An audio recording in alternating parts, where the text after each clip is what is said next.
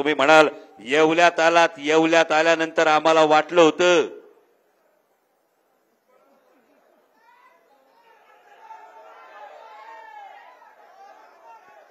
कसं असतंय भावांनो, भावाभावात वाद होतात का नाही, भांडणं होतात की नाही, भावाभावात वाद झाला म्हणून भावाचं गचुंड पकडायला पाहिजे का, भावाभावात वाद झाले तर भांडणं लावणाऱ्याला आधी त्याची जागा दाखवायला पाहिजे, लक्षात घ्या. त्यामुळे ही भांडणं का लावली जात आहेत आणि ही भांडणं लावली जात असताना आता जे कोणी तिकडे निर्णय बदलणारे असतील, आपल्याला पोहे लय आवडतात, मला पोहे जाम आवडतात, पण पोहे आवडत असताना मला वाईट एकाच गोष्टीचं वाटतं, पोहे खात असताना वाईट एकाच गोष्टीचं वाटतं, ते कढीपत्त्याचं वाटतं.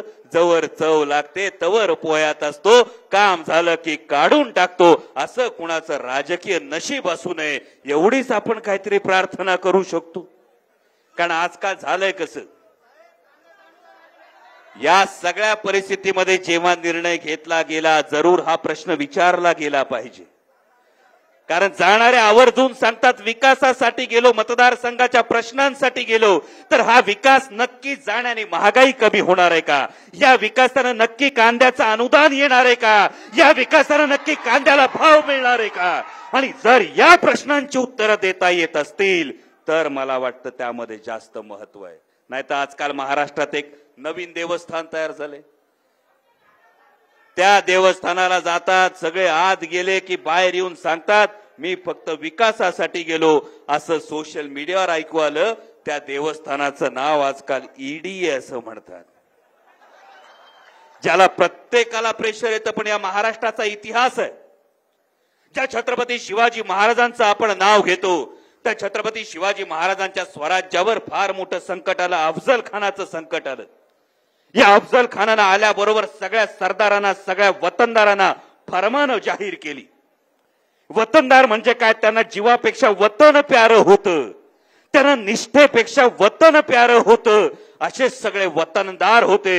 आणि या वतनदारांना अफजल खानानं फरमानं जारी केली की जर माझ्याकडे आला नाही, जर माझ्या पक्षात येऊन मिळाला नाहीत तर वतन खालसा करू, तर तुम्हाला देशोधडीला लावू, तर तुमच्या घरादारावरून नांगर फिरवू.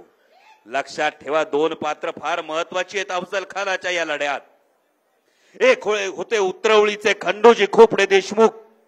या खंडोजी खोपडे देशमुखांना जेव्हा अफजल खानाचं फरमान गेलं तेव्हा खंडोजी खोपड्यांच्या हातापायाला घाम सुटला, घसा कोरडा पडला. वतनच गेलं तर टिकणार काय, सर्वस्वच गेलं तर राहू कसा. खंडोजी खोपडे देशमुखांनी घाईघाईने अफजल खानाची वाट धरली आणि असंच एक फरमान गेलं, ते कान्होजी राजे जे देशमुखांना गेलं. कान्होजी जे देशमुखांना फरमान गेल्यानंतर सगळ्यांनी सांगितलं वतन जाईल, होत्याचं नव्हतं होईल, घरादारावरून नांगर फिरेल. कान्होजी राजे जेधे हे छत्रपती शिवाजी महाराजांसमोर गेले आणि महाराजांना सांगितलं, महाराज वतन कसलं घेऊन बसलात, निष्ठा महत्वाची, हे तुमच्या समोर वतनावर पाणी सोडलं. हा महाराष्ट्राचा इतिहास हा दबावाखाली बाजू बदलणाऱ्या खंडोजी खोपड्यांचा नाही, तर वतनावर पाणी सोडणाऱ्या कान्होजी राजे देशमुखांचा आहे. एवढंच तुम्हाला महत्वाचं सांगायचं.